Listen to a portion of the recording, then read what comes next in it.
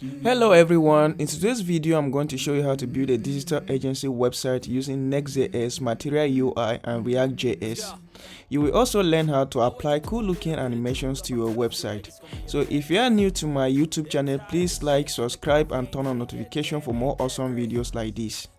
Go to work cause my boss is a jerk and I'm not even that paid. I need a change in my life cause I don't feel alive and there's nothing that makes me happy. Hold my beer for a minute, I'm about to quit my job. Let me show you the demo of application that we'll be building today. So you can see our beautiful looking digital agency website here, and you can see, first of all, if you observe, you will see the carousel in the background and changing from one picture to the other. And if you hover over this button, you can see this cool looking animation and transition on the button. And as we scroll down, you can see element jumping in. This is React Awesome Review, a library called React Awesome Review, and you can see our elements. We also have React Sleep implemented over here, where you can be able to change these testimonials. So, and you can see as we're scrolling down the page, the elements are jumping in, and there is this cool looking animation. We also have our portfolio over here showcasing our work and different pictures. You can also preview the images over here by clicking on an image. And then as we scroll down, you will notice at the navbar over here that when we scroll to a particular section of the website, that particular section becomes active. So as we scroll down, if we scroll down to the features, you can see, you will notice that features becomes active. So as we scroll down again, you will see this under theme, and the theme becomes active. And if you hover over it, you can see this cool looking animation on the theme as well. And if we scroll down, you can see elements are jumping in with this cool looking animation effect. So, and this one is the contact us page, and you can be able to enter your contact and message and send to the owner of this website. We also have the footer down here with our logo, about us, and article section, and the contact us section, where you can also be able to subscribe for newsletter. So this is done completely in Next.js, React.js, Material UI. Looking at the top over here, you will notice that we have a select tag over here where you can select the kind of mode that you want. So currently I am in light mode, so if for instance I decide to switch to system, it will pick my system's mode. So you can see my current system's mode is dark mode, and you can see the website is looking neat in dark mode as well. So everything is done completely using React.js, Next.js, Material UI and some couple of other libraries. So you can see how beautiful our website is looking even in dark mode. So you can switch between light and dark mode. So if you want it to be specifically in dark mode, you can choose the option of dark mode at the top over here, and if you want it to be in light mode, you can also switch back to light mode, and everything will happen without any flicker. So this is done completely with React.js, Next.js and Material UI. So, and if for instance we can also, this site is completely responsive across all devices, so we can right click on this website and view it on smaller device. So if you view by activating a responsive device over here, you will see how this site is going to appear on smaller devices as well. So you can see everything is looking cool, smooth, with nice looking animation effects, and then some delays in the elements showing. So you can see our website is looking awesome. If you want to see how this site is built completely from scratch using Next.js, please watch this video without skipping a second. Trust me, you are going to learn a lot from this tutorial.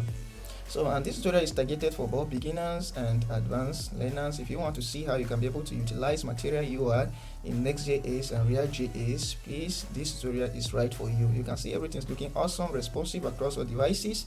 And then if you click over here, you'll be able to see the menu, and if you click on this, you navigate to the top, and also you can be able to change between light and dark mode even on smaller devices. So everything is looking cool. You can see, wow, this is awesome. You can see even our image preview is looking great on even smaller devices. Once you view, you can be able to navigate across all the images, and then everything's looking fantastic. So you can see our cool looking animation both on smaller and on larger devices. How cool is this?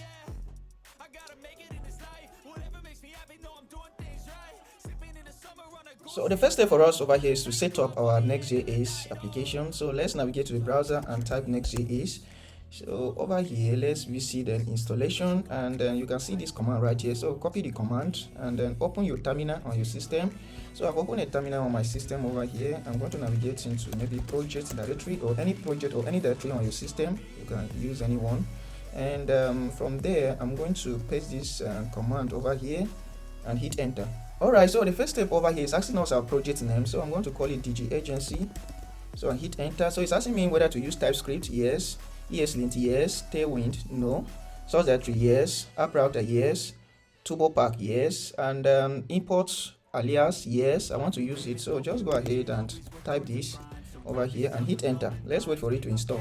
Alright, once our project is done installing, we can proceed to open it in the VS Code. So over here I can just say cd DG Agency, the name of that project or app or directory. So and I will type code dot to open it in VS Code. So you can see our project is open over here with pre-installed packages and Next.js configured. So if you want to see how this project is running, we just open a terminal over here and run this command npm run dev. So you can see our project over here. So the next step is to configure Material UI. So open another tab and search for Material UI, just Material UI, and we go to installation. So the installation, we need to install some couple of libraries. So copy the command over here. Let's open another tab over here and paste the first command. The next step is to install our fonts over here. So let's copy this command over here and navigate back. So over here, let's paste the command, and the next step over here is to copy this import and then drop it in our entry file. So over here, open the source directory and go to layout, and over here again we paste this command, not command, we copy this. Let's copy it. If it is not copied, highlight it and paste it over here. So let's remove all these existing configuration, we don't want to use them. So and over here we can change the name to the name of our app, in this case DG Agency, and the best digital service, so the description should be like that. And the next step for us over here is to remove this from the head.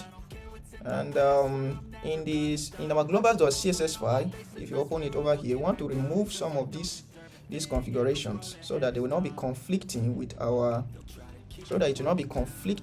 Material UI configurations.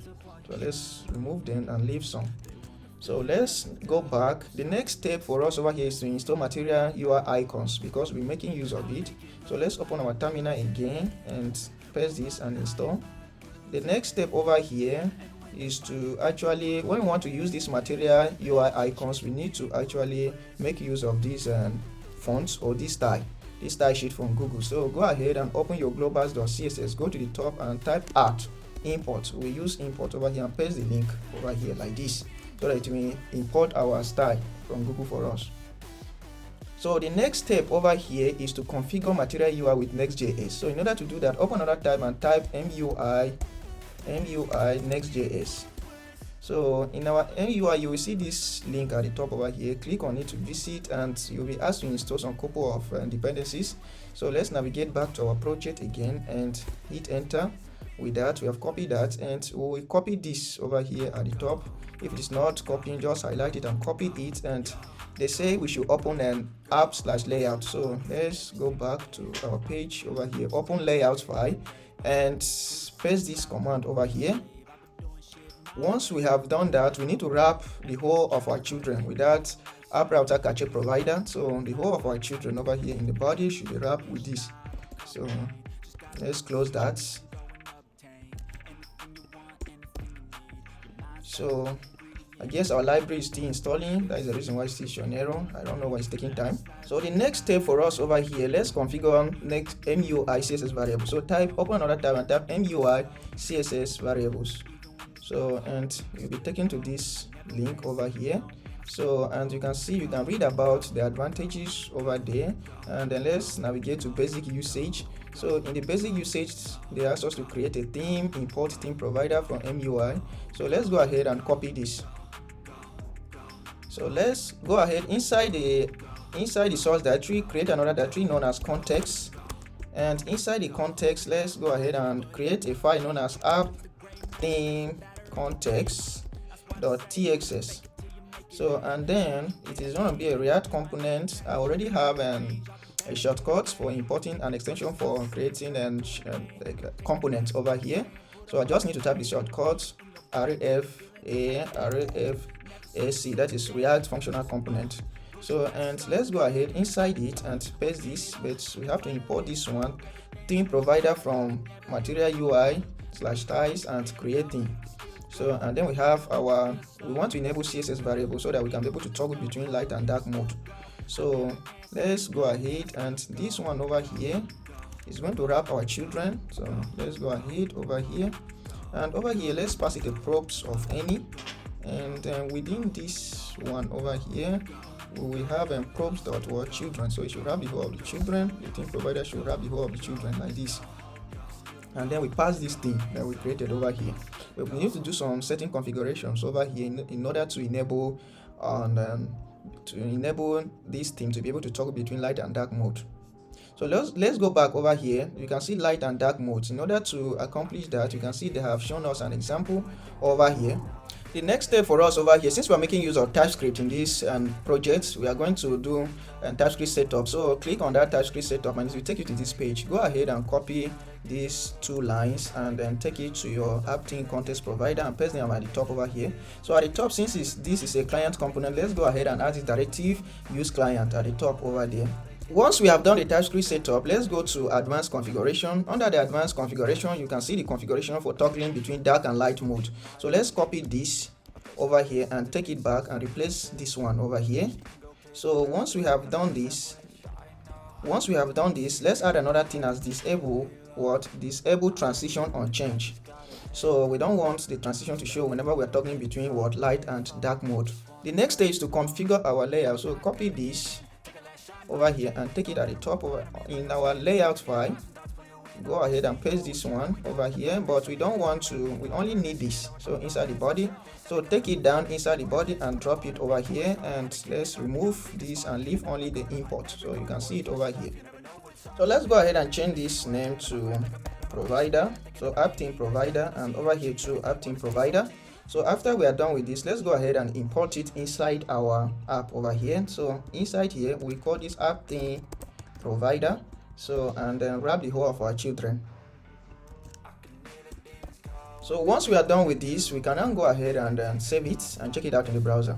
So you can see our site over here is having a dark background. Yes, that is as a result of passing this initial class attribute during our configuration of material UI. It picked the default system mode. So you can see how we have done our configuration over here. So this is the basic configuration of material UI and Next.js, and we are going to see it as we move along in this video. Alright, the next step over here is to go inside this public directory and right click on it and click on review in Finder. So I want to drop some couple of images that we'll be using in this project. So let's go ahead and paste this and replace anything. So replace all, just click on this and click on apply all. So these are just some couple of images that we'll be using in this project. So once we are done with that, the next step over here is to actually open our app, our page.tss file, and then start building our project. So we want to remove everything inside this page.css file. We don't want this default template, and we don't want the styles as well, and we don't want the image. So let's go ahead inside the source directory, go ahead and create a directory known as components in small letters, components. And inside the component, create another directory known as pages, and inside the component again, create another directory known as common, where we drop common components. And inside the pages, let's go ahead and create a page known as homepage.txs. So, and then inside the page again, let's create another file known as index.tss file, and inside the home page, we go ahead and create a React functional component. So like this, and we will export it inside this index.tss to avoid having long import. So export default as homepage from homepage. So from the name of the file. So like this. After we have done with that, we want to actually use it in the main. Page inside the app directory page.tss file. So let's go ahead and import this component over here known as homepage like that. So, and we close it like that. We go ahead and then create our website inside the homepage component. So over here, if we save everything and check it out in the browser, we will see. So you can see homepage over here at the top. So let's go ahead and start designing our site. So inside our home page, let's go ahead and remove this default element and call react.fragments. We are going to have different sections, and at the top over here, we want to have our app navbar. So let's navigate back to Material UI website and look for app bar component. So if we come back over here and search type for MUI, we should be able to visit this site over here. Let's go down to component section, all component, and search for what app bar. So you can see on the left hand side over here we have app bar, and then the app bar over here we have different kinds of app bar over here. We have the ones that are what responsive, and different examples over here that you can pick from and then use within your project. So let's make use of this one that is responsive. So click on show code and expand. So from here we can go ahead and copy this everything over here. So let's click on copy, take it back to our site over here. Inside the common directory, go ahead and create a file known as index.tss file, and then inside the common again, let's create another inside the common, let's create another file known as app navbar.tss.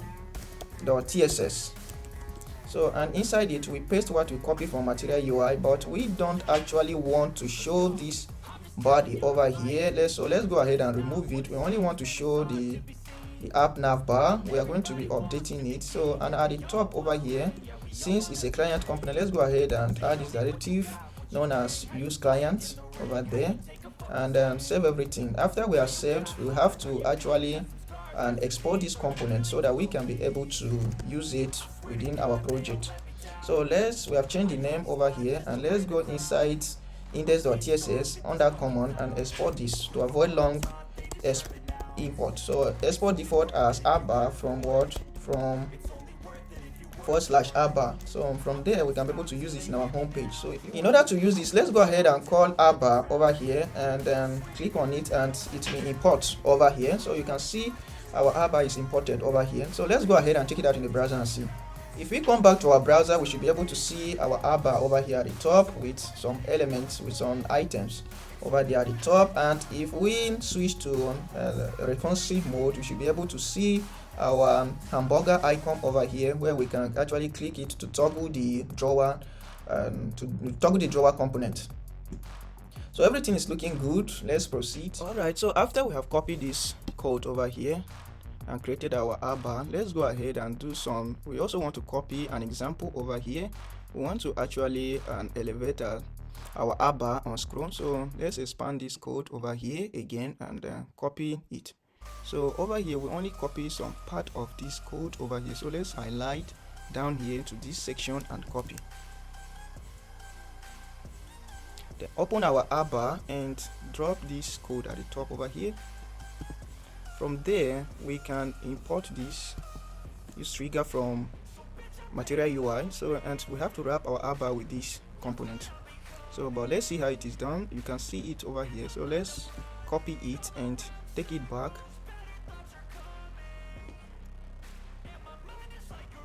So unwrap our whole app bar over here, and we close it over here. Yes. So, and over here, this CSS baseline, let's cut it out and take it to, since we want this thing to affect the whole of our web page, let's take it over here. The CSS baseline should be over here, and we have to import it from Material UI. So like that. The next step is to configure our nav items. So over here, let's go ahead and remove this, and we want it to be an array of objects. So, and the first one over here should be what? Title. The title should be what? Home. And the URL, we need to also specify the URL, and when a user clicks, we want to have that. And the second one over here should be services. So let's add services, and this one, when a user clicks, should be able to navigate to hashtag what? Services.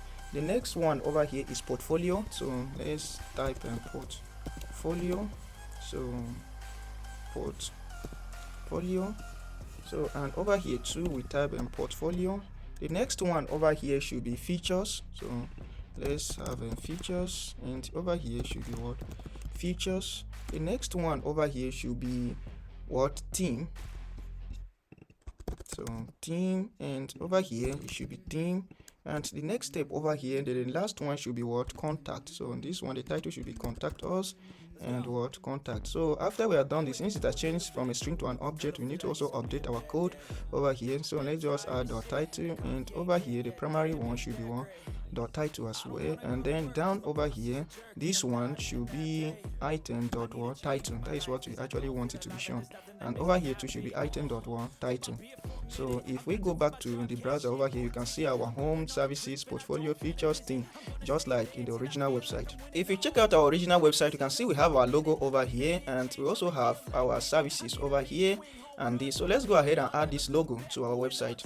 So before we add our logo, we actually need to import a hook from Material UI known as use color scheme. So let's just do const equals const object, empty object for now is equal to use color scheme.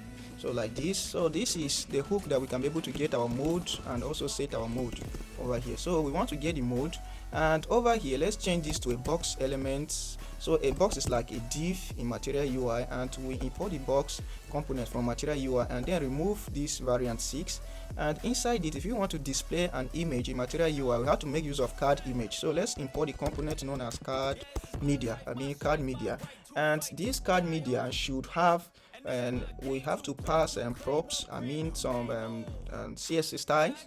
So over here we pass the width, we ask the width to be 100%, and we also have to add another prop known as, let me hit enter so that you go to the next stage, the safe closing. So let me close the component. Over here again we need to specify the component, and the component in this case we want to add an img component, and the next step over here is to specify the height of this logo, and we want it to be 100%. We want it to take the full height of the logo, and we also want to specify the image. So here the image source, so we need to specify the source, and in this case we want to show a white logo when we are in dark mode, and we want to show a black logo when we are in light mode. So in order to do that, we say mode, this mode that we got from use color scheme hook, we say if mode is equal to light, then we want to actually show a black logo. So we can say / black _ logo dot svg. Our logo is in svg, so else it should be what white _ logo dot svg. So this is it. So if we open our public, remember I actually dropped our files over here. You will see the images that we are adding. You can see our black _ logo dot svg file over there, and you can also see our white _ logo dot svg file over there in our public. So in order to show an image file from our public directory in Next.js application, all you need to do is to add / the name of that file.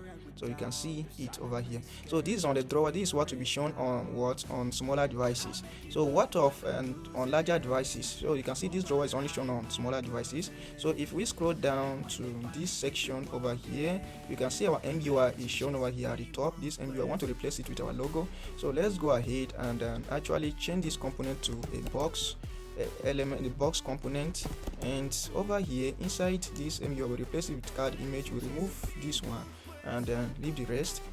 Over here we just want to show the white logo, because at the top over here it is always going to be dark based on the background that we are using. So this one will be like this. So let's take it out in the browser and see. If we navigate to the browser, you can see how our image is showing over here. So, and then the next step over here is to reduce the width. Actually, if it is on larger device, we want the width to be 300. So let's check it out and see. So you can see how it is looking beautiful with our services. The next step is on these menu items. We also need to configure, when we click on this menu item, a particular menu item, it should navigate to a particular section of our website.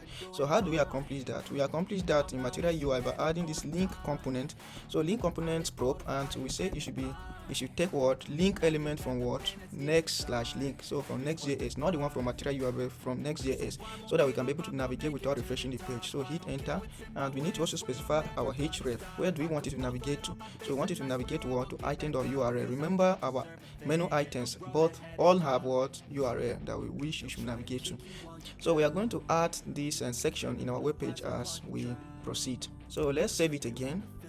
Go back, and if you hover over it now, you should be able to see below at the bottom left of our web page. You should be able to see different link tags. So also we also need to actually configure our toggle mode button, so that we'll be able to toggle between light and dark mode. So let's do that.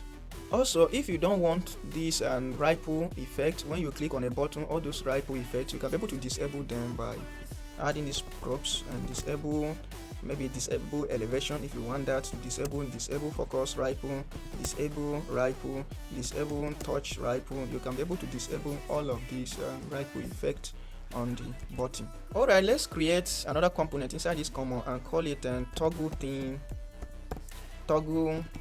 button .txs. So we use it to toggle our theme, to toggle between light and dark mode. So, and inside it over here, remember in our navbar over here, I showed you how to actually make use of or use color scheme hook to actually get our theme from there. So, and it also has another method known as set mode, where we can be able to set the mode. And over here, we actually want to return a component that we can be able to toggle between the teams. So let's open react.fragment component, and inside the react.fragment component we want to have a select tag, a native select tag, where we can be able to select between the elements. So, and we can have something of this nature, and but the first one should be system. We want the first one to be system. So here should be system, so the default, so that you can be able to pick the user system mode. So over here, let's just take it as any. So like this is very much okay. After we have done this, since we have made use of a hook over here, we have to change this to a client component instead of a server component by typing this directive at the top, use client, and then we can export these components to be used in other components. So let's go ahead and inside our index.js, so since we're using it inside the navbar, we can just go ahead and make use of it. Alright, so back here in our app navbar components, let's go ahead inside this toolbar, let's go ahead and call this component this toggle theme button component over here and import it. So we call it over here so that it will be at the navbar and to be able to toggle between light and dark mode. So if we go back now, you can see at the very top over here we have our dark and light mode. So we can be able to toggle between system, dark and light. So you can see when I toggle to dark, you can see it, to light, you can see it over here, and when I toggle to dark, you can see it to system, it will pick the system default mode. So you can see everything's looking great so far. Looking at the original website, when we start scrolling, when we are at the top, you can see the navbar is actually, the background is hidden, and when we start scrolling, the background comes. So how can we implement that? So let's see how we can be able to implement this effect. Let's call this one and take it to the top over here. And the next one over here, let's create another state, another use state. So we say const what is scroll. So it's a state, so let's call use state, we call it is scrolled, so and state is scrolled, and by default should be false. So it's use state, let's go ahead and import it over there. So, and we have to create a particular use effect so that we detect when the page is scrolling and when the page is at the top. So over here we call and use effect snippet, so use effect snippet, and over here we define our solution. So our what we want to do is, first of all, we want to create a handle scroll, and this is going to be a function that we check if our page is actually scrolling. So we check is scroll to true if our window dot, we check is scroll if our window dot. So over here, let's go ahead and comment this one out. So, and instead of this, we have it like that. We check if window dot scroll y, this is greater than 50, that you say we have started scrolling, then you should set is scroll to true. So, and over here we have to create an event listener. So window.add event listener on scroll, then we pass scroll over there, and when this component is on mounting, we want to go ahead and remove this. So we will call window.remove event listener scroll, and then we pass in the callback like that. So this is what we are going to do over here, and after this we want to make use of this state that we have defined over here. So in order to do that, we have to make use of this on our bar. So you can see our bar over here, component of nav. So we can go ahead over here and open XS to add properties to it.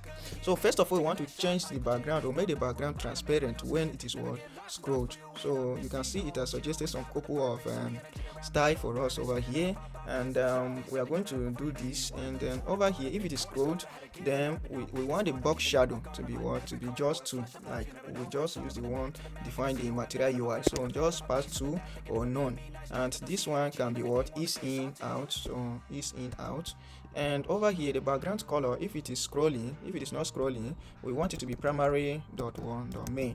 So if the page is scrolling, introduce primary.main color, else it should be transparent. So these are the props. So we don't want this color over here, so we remove it for now. So let's save everything. So for now, you may not notice, but if you are at the top now, you can see it is gone until when we start scrolling. Don't worry, once we start designing the top section, you will actually understand how everything is working. So you can see when we are in light to dark mode, you can be able to see, and when we start scrolling to introduce it. So let's go ahead and then see how we can be able to actually and then create work on the top section of our site. So let's go back over here. We have done the setting for now. Inside our common directory, let's go ahead and create another component known as top section. So top section.txs. So this is a top section that's going to hold our heroes. So let's go ahead and create a component over here, and then inside this component at the top over here, let's go ahead and create another component known as slider item. So and the slider item is going to take a prop of what item, and since it's in TypeScript, we need to define the type. So over here, our type for now should have a URL of string for now, and from there it's going to return. We're going to return a component over here. So let's go ahead and return a JSS element over here. So inside this, again, we need to actually have a box element inside this. So let's create a box element. Remember, I told you a box is just like a div, and we're going to add some props. So in order to create some style props, we actually need to call this XS prop, so in material UI. And the first step over here is we actually want this the height to be 100, width to be 100, and position relative, yes, and then we want the background size to cover. We also want background to be what 50%. So we want the background to be 50% 0 pixel, and we also want background repeat to no repeat, and we also want background attachment to be what fixed. If you look at our website over here, look at this border button over here. So we want to create that. So in order to have that, we have to create a border, and we want our border over here to be just what 10 pixel solid. So just 10 pixel solid is okay. So just 10 pixel solid over here. So let's change it to 10 pixel solid, and we want to create a border image. So we call border image prop. So over here, the border image, we want it to be a linear, so and linear gradient. So let's go ahead and call linear gradient, and we actually want it to happen to right. So we should apply to right, and the first step over here is we want to apply the color, so the blue color. So over here we open this since we are using a backtip, we can be able to actually pass a prop over here like this. So we can call theme.vars. So but the thing cannot just work over here. We actually need to, in order to use CSS variables, we need to actually open this CSS file, pass an array, open a function and call theme over here, and open a function. It's a function that will return what an object. So we can now make use of this thing to access our material UI thing within our project. So go ahead and call this theme.vars.palette, where we can be able to access our primary and secondary colors and all the colors that we have defined. Light. So you can see over here we want this light and color, and we also want it to be just 50% of the width, and from there we add comma, and the next one we want to also call palette.1.arrow, that is the name of theme.light, and over here too it should just be so we now close it, and it should just be 50%, and then we pass in 1 over here like this. So we can go ahead and remove this top 0, these ties. The next step over here, we want to create an overlay. So let's go ahead and open another box over here, and the box is going to be safe closing because the overlay is going to cover our background image. So in order to do this, we have to actually call position absolute and like this. So position absolute z index 1, so that it will be over z index should be 1, and then we have it width should be 100%. So we can say width 100%, and we can have the height too to be 100%. Then we can have BG color, position absolute. We can have BG color and then we can change the BG color. That is the background color, so we can say BG color, and we can call it, take it to be transparent, so RGBA 004, like 4% transparent is okay. So this we have a dark overlay over this. After this, we need to center the element inside our carousel. So in order to do that, we call a box element over here, and inside it we need to actually open this XS prop, where we can now define our elements. We want the position, in this case we want the position to be relative, so that it will be able to center our element. So, and the z index to be 1, and we also want the display to be in one table cell. So display should be in one table, display table cell, and we also want the vertical align to be middle, vertical align to be middle. We also want the padding to be 200%. So let's just say 200 pixel, and 0 pixel, so 120 pixel, like this. So, and we also want the height to be what? We also want the height to be 100% VH, that is view height, 100% view height. We also want the, when it's on smaller device, we want to change something. So just go ahead and tab it like this, theme dot what breakpoint. So in order to actually make use of things, we have to do it just the way we did it up there. So just cut the whole of this object and create an array, type an array, and this will take a function of theme argument and return an object over here. So we can now code theme.breakpoint dot down, that you say when it is below which device breakpoint, that is medium device, we actually want to, from medium device down, we want to actually show this type. So over here we'll change the padding to 100 pixel, 0 and 50 pixels. So this will apply to top, right and bottom. So, and then it will take the one on the right and apply on the left. So this is what we want to have over here. So the next step over here is to actually have a container element inside this our relative element. So over here, let's go ahead and call MUI container. So our MUI container is going to, let's close it, and we actually want to have open an XS prop over here again. So our XS prop, and over here again inside the XS prop we want to open a theme that will return an object, and over here we'll hit enter and provide some props. So first of all, we want to display flex, and then justify content. Justify flex direction should be column. We want to justify the content. For now we want to justify the content flex end. So flex end, we also want to align the content with flex end.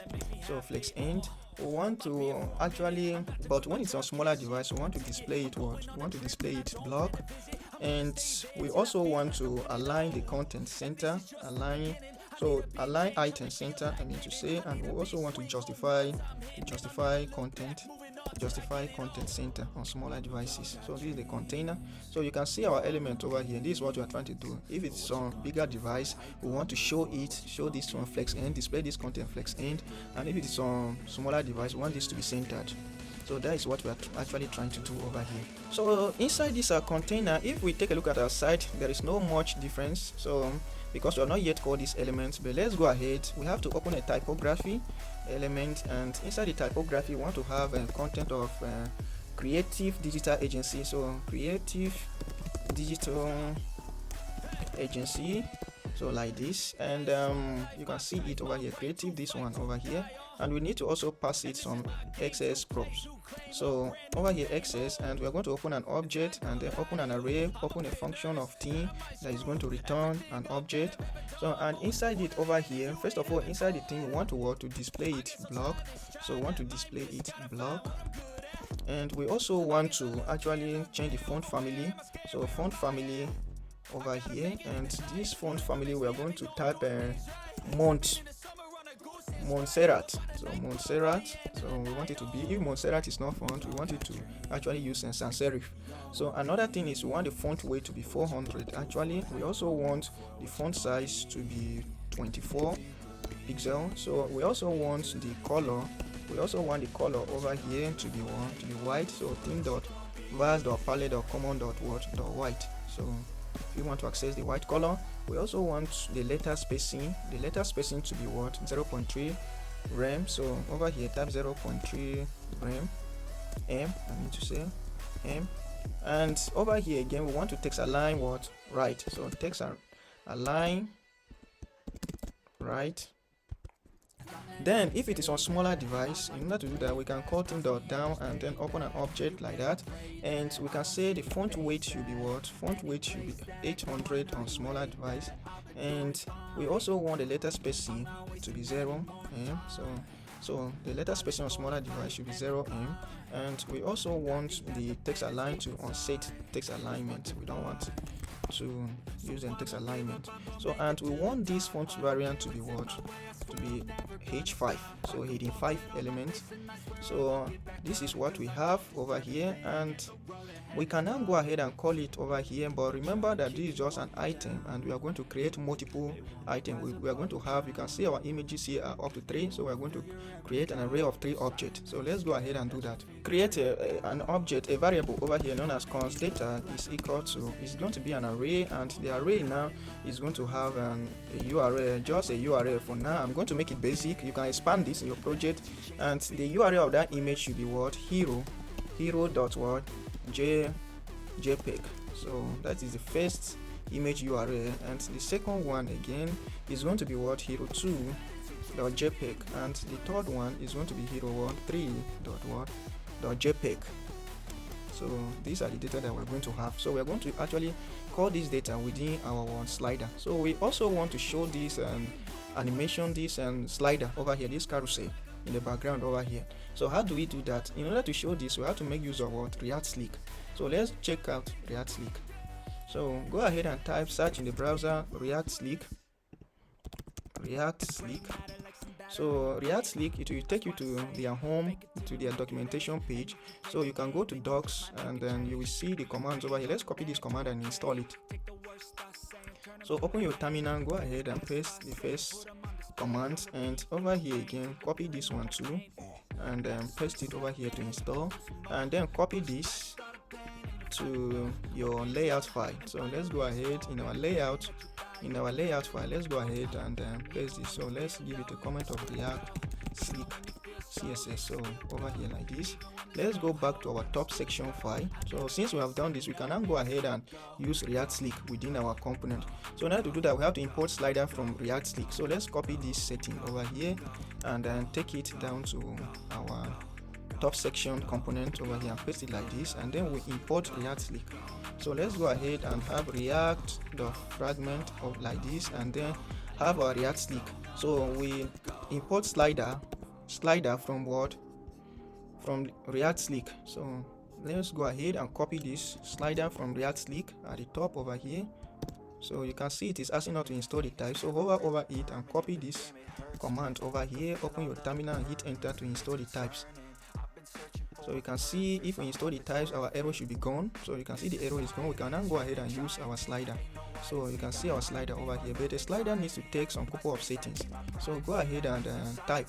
So you can see the example that is shown over here. We need to spread the settings on the slider. So let's go ahead and spread the settings like that, and then we need to also define our element that we want it to show in the slider. So in order to do that, remember that we already have our data over here that we have defined with our image URL. So we just look through this data and display and call this slider item that we are defining, this component, slider component that we are actually creating at the top over there. So let's go ahead and check it out. So we have done this. After we have done this, let's go ahead and export this so that we can use it in our page. So export default as top section from top section. So from here we can be able to actually use it within our home page. So we can actually come over here and import this top section over here so that we can see what we are actually working on. So save it and save everything. Everything is saved. So if we come back over here and check out our preview, you can see super expression React default. So you can see the error that is shown in our browser over here. So let's go back to our top section component, and at the top, I guess we forgot to add use client over here. So use client at the top over here, just add use client to indicate that it's a client component. So when we come back to our web page, you can see how our site is looking like, at least for this first image is shown. So, and we can go ahead and configure. Let me close this other component so that you wouldn't be confused. which one we are working on. So in our top section over here, we can actually be able to configure our slider over here. So first of all, I don't want to show the dots, so we can type the dots, make it false. And if for instance you don't want to type out all these things, you can actually come on the component over here and still pass all these props. So, and I want the speed, I want it to be infinite, true speed 500, slide to show 1, slide to scroll 1, yes. And then we say wait for animate false, so we can say wait for animate to false. And then the next prop over here, we want it to autoplay, so let's go autoplay and pass it to on true. We want it to autoplay. We don't want it to pause on hover, so when the user hover over this thing, we don't want it to pause, so we can pass it like this. If we save everything and go back to the browser now, you should see our slider autoplaying. So you can see our slider is autoplaying. Alright, when we preview this in the web page, you can see this border that is added around the edges. It is not actually border as in border, but border button. We only want it to add at the bottom, and this one is border image. So over here is linear, not liner. So, and over here retype this thing to write the theme variable and 50%, and over here the theme over here that we specify is the color and 50%. Then this, you close this bracket over here at once, so remove the bracket that I added over there, so retype this thing correctly like this. So if we save everything and preview in the browser, we should be able to see our image is filled, and we should be able to see this border button that is 50% and light, primary light, and 50% arrow light. So you can see the colors over here, and then everything is looking great so far. We can be able to toggle between light and dark. You can see when we are in light, you can see how transparent it is at the top over there, and when we are in dark, it introduces that color. So the next step for us over here is to actually style this. So you can see our original site over here. We have this subtitle, we have the main title, we have a description, and we have 2 animated buttons. So let's go ahead and work on that. Let's create another typography, and we will copy this one over here, and paste it over here. Instead of having the name over here, we type this one as one digital. So let's type it as digital, and we will change it over here from heading 5 to heading 1. We will give it letter spacing when it is on smaller device. We give it letter spacing of 0.2 m, and text align on set. We give it font size of 16. So let's give it font size of 60. We also provide with text wrap to wrap, and we will also reduce the line height over here. So let's say line height. So the line height over here, we reduce it to actually 1.15. So, but when it is on normal device, what do we want it? How do we want it to be? Actually, we want the font weight over here to be 800. We actually want the line height. Okay, the line height over here is the same, so we can actually leave it up like this. We remove this font size that we have over here, and we leave the color as white. We position it relative. So position relative. We will also, inside this, we don't want to just have digital as a text. We also want to have another typography over here. So let's go ahead and type typography component, and this one too is going to have its own props. So let's copy. It's almost the same thing with this one over here. So let's copy it down here. But in this case, this one is actually going to have font weight of 800 like that one, the same font family, but then it's going to have a padding button. So let's add padding button. So the padding button is going to be 1. So, and we are going to have a border button. So let's have border button. So border button. So, and the border button, we want to give it 10 pixels solid words FF white, so like that. And the color is still going to be white.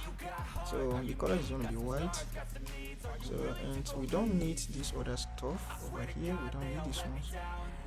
So, and what else again? If it is on smaller size, we want the font size to be 50, and the letter spacing to be 0.2. So this one is very much okay. So, and the inside this, we are going to type inside the typography. It's a container element, so we are going to type agency. so digital agency, and this we are going to give it a component of span. So on the typography, type it component of span. So it's going to be a span element. So let's format everything so that you can see how we structure the code.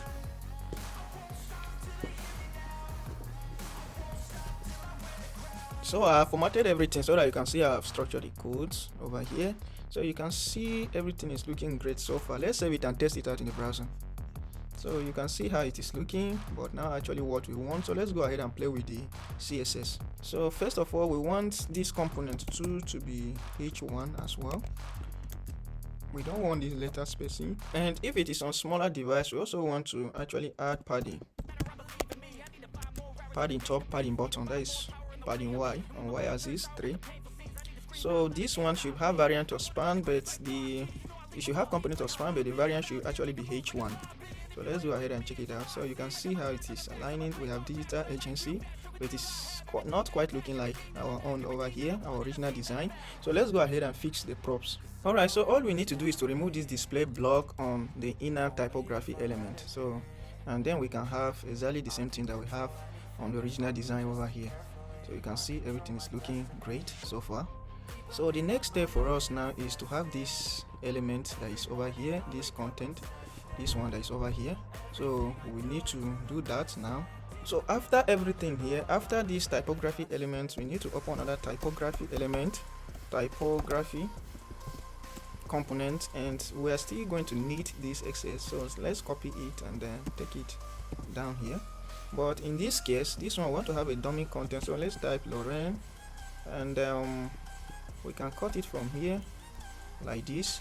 The color is still going to be white, and the max width of this, we actually want the max width. So let's call the color, and we say the max width of this should be what, 400 pixel, and we also want it to have a margin top of 4. We also want it to text align center. Then if it is on smaller device, we can now go ahead and remove this. But then if it is on smaller device, we want to unset the text alignment. So if it's on smaller device, we want to unset the text alignment. We also want to give it a max width of what, 100%. So if it is on smaller device, max width of 100%. We also want to give it margin right of 9. We also want to give it a text wrap of what, wrap, like that, and then we can remove this one. Let's save everything and test it out in the browser. So you can see our components, our text is shown over here. The next step is to add these two buttons, these two animated buttons down there. So let's work on that. Inside the common component, let's create another component known as flipping button, flippingbutton.tss. So inside the flippingbutton.tss, let's export a component, and within it we actually want to open a box element and add. So let's import it from material UI XS, and we want to add a perspective to give you that 3D effect. So we add perspective and we say 1000 pixel, so to give it that 3D effect. So also we want to open a box element within this, and inside the box element XS we want to have some props over here. So first of all, we want to position it what, relative, not absolute. So position it relative. We also want the font family, the same font family that we have used over here. We want to copy this font family down to that side, and we also want to give it a width of what, 200 pixel, height of 50 pixels. So width of 200 pixel, 200, and what, height of 150. So we also, height of 50. So we also want to give it a transform style, reserve transform style prop, just go transform style prop, and we want to give it a value of what, preserve 3D. So this value over here. We also want to give it a transition, and the value that we're going to give it should be what, transform. So transform, and we want it to be what, 0.5 seconds is. So like that. We also want to, if we hover over it, that is when we now flip the button. So let's target our hover. So, and over here we want to give it a transform, should be able to rotate. So rotate what, 180 degrees. So let's change it here to 180 degree, and we want it to transition, and transition over here, we want it to transform in what, 1.5 sec. Want to transform in 1.5 sec is, so like that. So inside this, we are going to have two buttons, one to show the front button and one to show the other to show the back button. So first of all, we want the button to be full width, to take the full width. We want the variant of this button to be the variant, whichever variant that we pass. So this component is actually going to take variant is going to take front text. That is the front text that will be shown on the button, front text. We also want to take the back text. So, and over here, let's just go ahead and open this over here. And the variant is going to be type of button props. So let's go ahead and import button props from material UI, and it should be put an array over there and say variant. So it's going to be type of variant, and the front text is going to be type of string. The back text is going to be type of string as well. We are also going to have a front color, and it's going to be type of button props. So let's have it here like this. It's going to be type of button props color. Likewise, we are going to have a back color, and it's going to be type of button props color. And all these are going to be optional, so we are going to have it optional, and the variant too is going to be optional. So, and let's get the props over here. So front text, front color, back text, back color. So, and then over here on the button we pass the variant. We also pass the color over here. This first button over here is actually going to be our front side. So over here the color should also be what, the front color. So front color, and we are going to have and make the button to be size of large. So all these are from material UI. So, and then we are going to open our XS element, and inside our XS element we want the position of this to be what, absolute. So absolute, and we also want to have a width of 100%, height of 100%. So width of 100%, height of 100%, and back face visibility. So back face visibility of what, hidden actually. So hidden.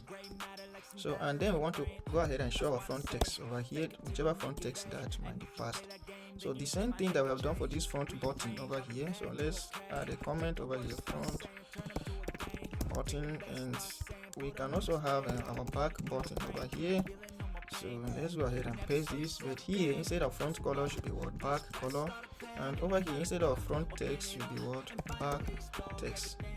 So this is what we are going to have over here, and we are going to change our word. We are going to, inside this, we are going to transform, translate, oh no, not translate, transform and rotate 180 degree. So 180 degree. So this is our flipping button. From here we can now go ahead and use it in any other component. So we want to actually use it in the top side of our component. You can see, if you look at our original side, we have two buttons over here, and when we hover over it, they flip. So that is exactly the same thing that we are going to do. Alright, so after this element over here, below it, we want to go ahead and show our button, flipping buttons. So, and below here, we are going to open a stack component from material UI. So stack component, but actually we want the stack component to have spacing of what, 2, and we also want to specify the direction. So let's specify, call the direction probe, and we want it, if it is on larger device, it should display row, and if it is on, likewise on medium device, it should be row. And if it is on small device, it should be column, and if it is on extra small device, XS device, it should also be column. After we have done this, we actually want to open the XS probe and say align items center, so that it will position the buttons in the center, and we want to also give it a space at the top, margin of 4. Okay, so inside this we need to specify our two buttons. So the first one over here, so we have to call our flipping button, that the element that the component that we just created, and this component is going to take some setting probes. So first of all, if for instance we hold our control key and press spacebar, we should be able to see the probes that we need to pass. So this one over here is the first button that we need to show. So the content on the front, we want to show discover more, and over here again the next probe over here is the back text, and in the back text we want to show what start now. Then we also want to show the front color of this button, and the front color, just the way we specify, if you hold control and press spacebar, we should be able to see different options. So we want this one to be arrow, that is a red color, and the back color of this one, hold control, press spacebar if you're on Mac, and we want to select inherit over here. The same thing that we have done over here, we can still do it for the second button, but instead of the text here, we will change it to what? Contact us. So contact us, and we will change it over here, contact us now, contact now. So that one is okay. Then we change the color over here to info and inherit. So like this one, let's save everything and check it out in the browser and see. So when we come to the browser over here, you can see how our element is actually showing, but it seems we missed something. So let's go. The animation is working, but the text is not actually showing. Alright, so when we come back to this flipping button, first of all, this is rotate Y and not just rotate. So over here it should be rotate Y, and we have changed that now. And also we need to specify a default variant. So you can see our default variant button. By default, the button is a text button, so we need to specify our default variant, and should be a content button. So that should be our variant by default. So let's cut it from here and drop it by the end like this. So by default it should be a content element. So our next step over here is to also change here to rotate Y and not just rotate, and let's check it out in the browser and see. So you can see our buttons are looking great, so far so good, and you can see we are almost there. I can say we are done with the top, and if we switch to smaller device, so that is in responsive size, you should see that everything looks great, just like the original site too. So, and you can see you can also see the drawer navigation. Everything is looking great so far, both on bigger and on smaller devices. We can also be able to toggle from system to light to dark, and you can see everything is looking great so far. So the next step now is to work on our services section. So you can see our services section over here. We are done with the top part. After we are done with the site and everything, we now go ahead and add this animation that you see when we scroll our site like this. You will notice the animations. So let's go ahead and work on this services section. So since we are done with this top section, let's go ahead and create another section known as what? Services section .txs. So it's another component, and let's export our components over there. We export it in this index file so that we can be able to use it in other components. So this is the services section, and the services section is going to have a box, and this box over here we want to give it an ID of services, so that when we click on the service menu item, we should be able to scroll to this section. So let's call it services. The ID should be what? Services. In order to save our time, I've decided to copy these services and then paste it over here. So actually basically I'm going to explain, and basically what we are doing is that we are actually importing some other, so we are importing icons from Material UI icons. You can see the library over here. You can see the icons that we have imported, and there are some other components that we have already used, so we just remove them from there, and we have created a service object, an array of an object. So you can see it over here. We have passed the icon, the title, and the description, so that we can save our time over here. This could be content within your website, so that we can focus on the actual design. Inside this our box element, let's go ahead and paste this. Let's go ahead and type this. So we have created a background. We have given it a grade of 800. We say on smaller device the padding should be top of what? Of 48 pixel, and we have also passed the background color over here on dark mode. You can see we are changing the color over here to gray of 800, and we want it to take a default background when it is in dark mode. So if you want to apply dark modes to your website using material UI CSS variable, this is how you do it.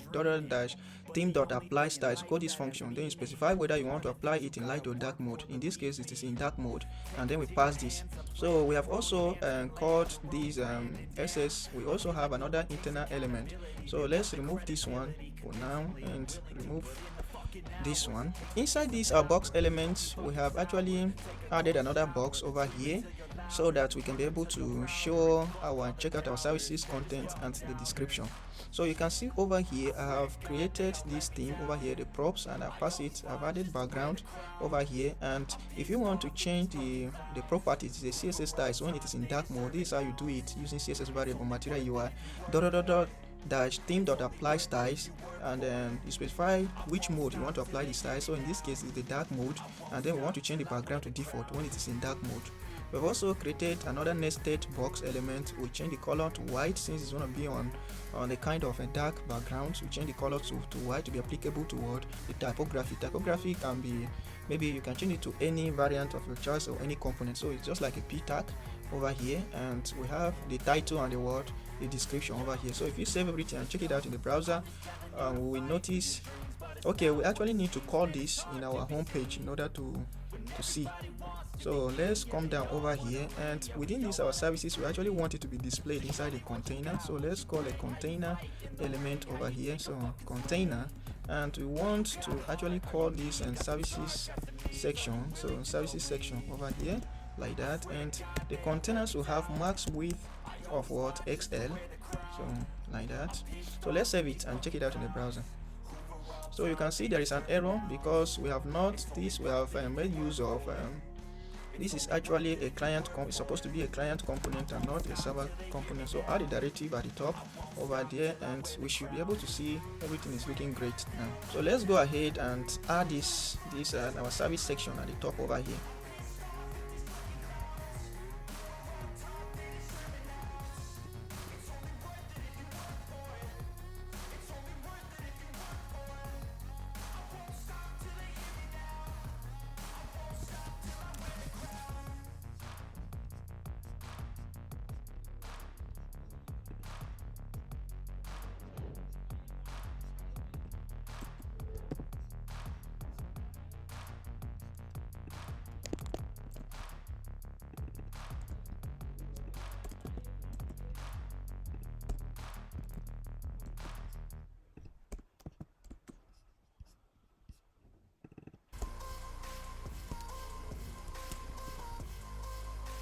Alright, so the next step over here is to display our services items. So what we have done is we have imported grid 2 from material UI. So if you take a look at grid 2 from material UI, and in order to call a grid layer, you need to specify container and then the spacing of the children. So and then we look through these services by calling services.map, the services that we have created at the top over here. These services is an array, and we need to look through it. We have called and services.map. So services.map, and then we want to display a single item. So in React.js we call this grid 2, and in React.js you must specify the key whenever you're looking through an array of elements. So specify the key to be what, the item.title. We also specify the size. How do you want the grid layer to show up on larger devices and on smaller devices? So on larger devices we want it to take 4 columns, on medium devices we want it to take 4 columns, also on smaller devices we want it to take full width, which is 12 columns, and on extra small devices we want it to take what, 12 columns. So and then we open a paper over here, and the paper is just like a card component in material UI. We have decided to add elevation of 2, and we have given it a padding. So if you give P of 4, we are saying you should apply padding top, bottom, left and right. So and then we also want to have a stack. A stack helps you to display some element depending on the direction. Maybe it could be row or it could be what, column. So basically we are having an icon button over here where you want to display the icon of that service. So this is, each service over here has an icon, so we want to display it over here inside the icon button. We want to show typography where we show the title of that service, and we also want to show the description of that service. So if we open it, if we check it out in the browser now, you can see our services displaying over here respectively. The next step over here is to show this section under the services section, is to show this particular section over here. So let's go ahead and implement that. So over here let's and add this, and over here you can see this is the section incredible section, and over here I just import box and I give it margin top of 1, padding top of 4. That is padding on the y-axis, and on the x-axis that is top bottom, and this one is left right. So and then the background, I've given it a color, and I say if it is in dark mode then you should go ahead and display this background. So let me go. After this we can add the animation. I'll define my stack, I specify the direction, and I say if it is on larger device will be row, medium device row, and smaller device column, and extra small device column. And then I justify the content space between. I also have my typography over here, and then this typography I've defined the theme, and I said it should take font weight of 500. I pass my text content inside there, and over here we made use of the flipping button. Remember the flipping button that we created?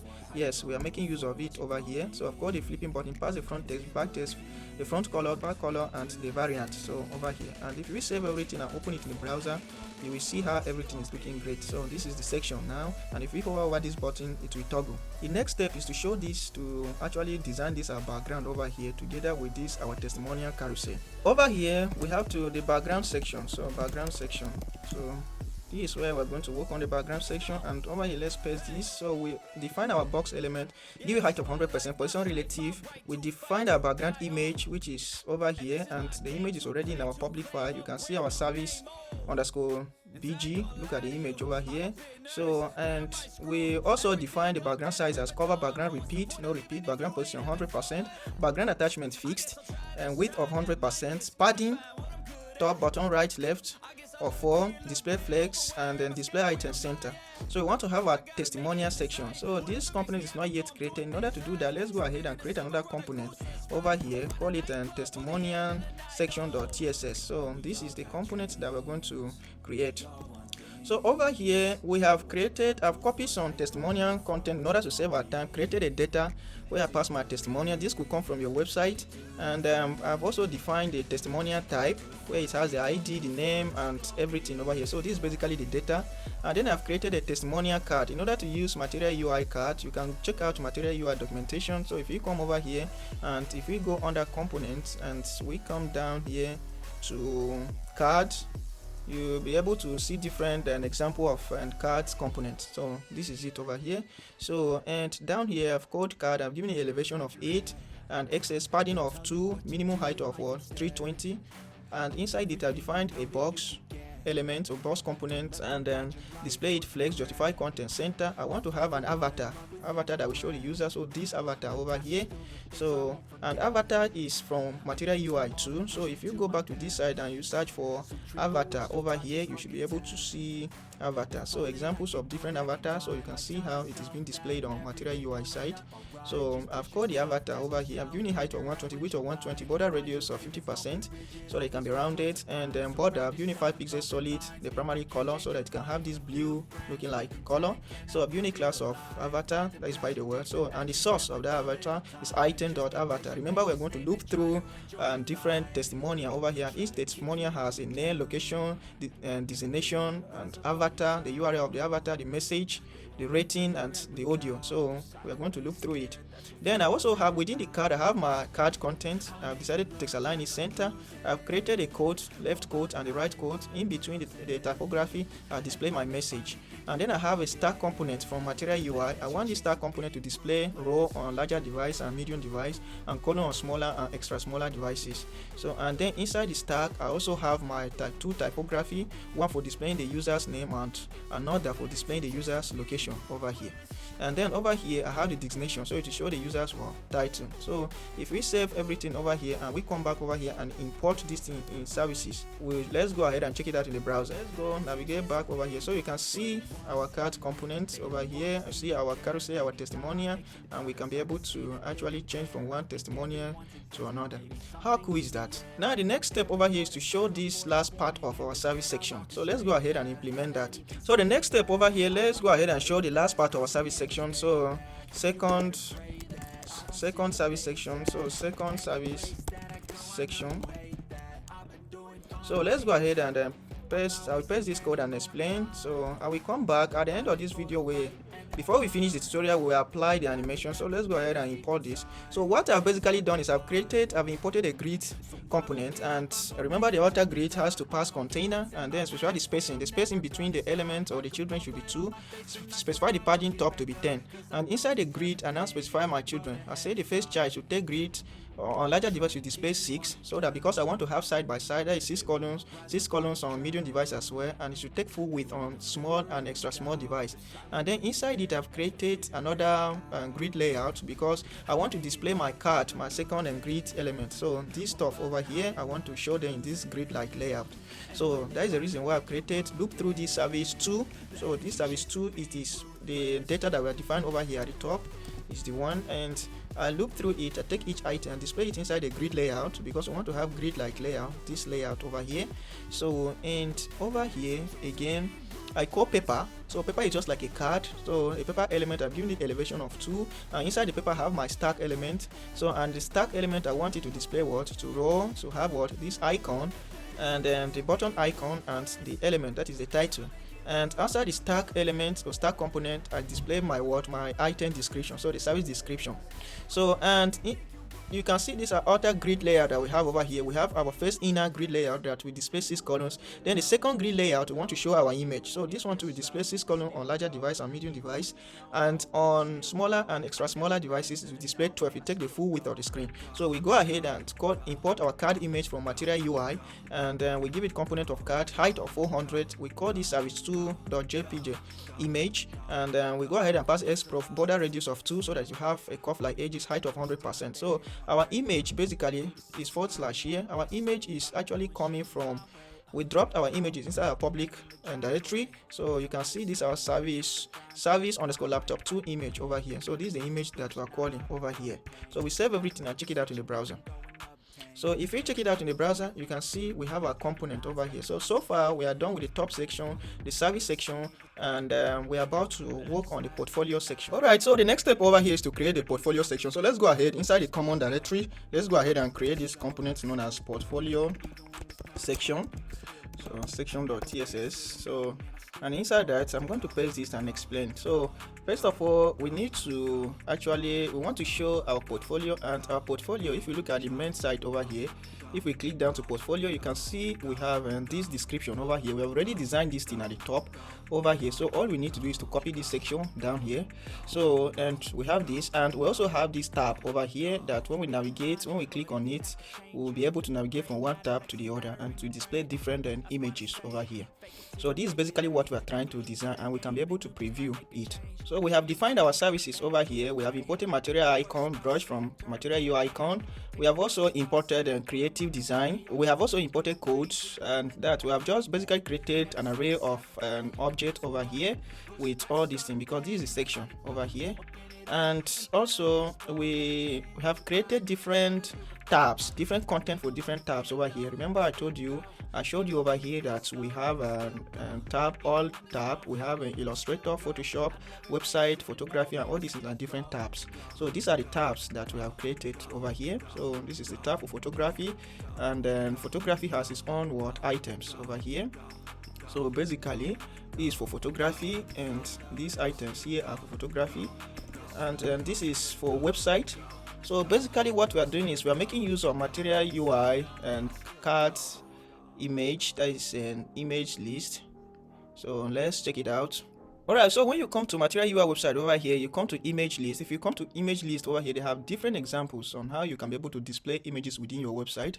So you can see this is standard image list, and over here this is the quoted image list. So if you want this kind of example to use within your site, you can just expand the code and copy the code over here and go and use. We have woven images. So I've decided within my website to actually use different examples for different tab or for different portfolios. So under the photography, I use one of these example, under the branding and different tabs. So you can see we have Monsory, and all these components are predefined by Material UI for you. So this is basically what I've just done in our code. So when you come over here, open image list, and the tab is woven, just the way I've shown you over here, and then that we have woven. So if you expand, you can be able to copy the code. So I've just copied this code over here, Material UI's website, and it is exactly the same code. But what is new over here is this photo view. Photo view is actually coming from we have photo view library. So let's go ahead and check out this library. So if you go to the browser now, let's close these other tabs. If you go to the browser now and type for npm React photo view, which will be able to see this library over here, and you can copy this command over here and go and install, and you can check out their documentation. So if you go to their documentation over here, click on get started, and they will ask you to install the component and also import the CSS. So let's copy the CSS to our application. So we take it to the layout. Since we want to use it within our application, let's take it to our layout file over here, and here where we actually paste this. So let's call it a photo view styles. So and we paste the import over here. So and then let's go ahead and install it. So I guess we install it. So let's go ahead, open another tab and install this React photo view. So as it is installing, you can check out the example. You have to import provider, photo provider, and photo view from React photo view. So this is exactly the same thing that we are doing. Then you can go ahead and show your images like this and in a list, and when you click on it, you'll be able to actually view it. So you can go ahead and check out this library. You can be able to apply animation and transition on your images. So it is up to you, just check it out. So when we go back over here, I guess we have our portfolio section. So I don't want to touch this animation library for now. We apply the animation at the end of this video. First of all, pass this provider from React photo view, and then I call my image list, which is from material UI image list over here, the component, and then I loop through my images. This is the data, and then I pass the photo view for each image and display the image in the image list. So over here, when we save it and preview it in the browser, you see how it will appear. So within our portfolio section, you can see the main components. Within the portfolio section, we have created a DX bus and pass it an ID of portfolio, so that when we click on the nav item, we'll be able to navigate to this section of the web page. So we open an SS, we pass the background, and we say if it is on smaller devices, you do this. We reduce the padding top, and also we apply these styles when it's on dark mode. So, and over here again, we have an internal box component, and inside the internal box component, we have defined a typography with some props over here, defining the font style family. We have given it the content, and we also have our icon that is displayed over our design icon. We also have another typography element that we pass. So all these things, we have already done it under service section. I just copy the same thing from service section down here. Then we want to show our tabs. So if you go to material UI over here and you click on tabs, you should be able to see different tab examples. So these are the examples that I've just copied over there, and these examples, now you can see them over here. The same thing, you can copy them, expand the code, copy them, and then implement in your project. So over here again, you can see my full tabs over here. My full tabs is another component that I've created at the top over here. So, and within my full tabs, I have my R-bar component that I've displayed my tab. So you can see my tab names, all Illustrator, Photoshop, website, photography. They are all inside what? Tab component. So tab component is actually imported from material UI. So when we scroll to the top, you see the tab component over here. So the tabs as a container houses what? Tab as an item. When we click on each of these tabs, we actually want to show a tab panel. So each tab over here will have all portfolio image list defined in this tab panel. I also have Illustrator image list defined in each of these tab panels. So this is basically what our full tabs component is doing, still within our portfolio section. So after we have done this, then the next section here, the below section over here, we want to go ahead, and after the tab component, we want to show these our basic features over here. So, and we have called a word, we have defined a box element and say the width should be 100%, and we say the padding top when it's on larger screen should be 10%, medium 10, and on smaller 0, and on extra smaller device 0. And we define a typography element with a variant of H2, should behave like H2 elements, and then we specify our property, our CSS properties over here. We also pass the value, the text, to our typography. We define this icon over here, and then our typography again, we call another typography element over here where we pass a dummy content like this one. We have added padding Y. Padding Y means padding top and padding bottom of 3. So, and then we create a grid layout. In order for us to display these items over here, we created a grid layout, And inside the grid layer, we now call these services that we are defined at the top. We look through these services. These are creative design development that we are defined inside an array. We look through each of these services and display it within a grid item. So grid item, we say the size of that grid, if it's on larger device, should be 3 column, 4 column, 3 column on medium device, and full width on smaller and extra smaller device.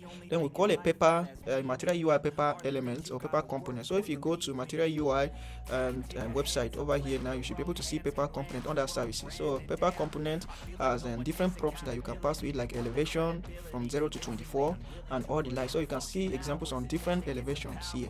So that is what I've basically done over here. So far the elevation as 4. I've passed XS in order to pass CSS properties, so define it as flex. And then I also have my circular progress with icon. So you can see how I've designed this over here. So we are going to do the same. We have not yet worked on this, but we're going to do it. Then I define my title in a typography and also my description in a typography. So this is basically what we are doing over here.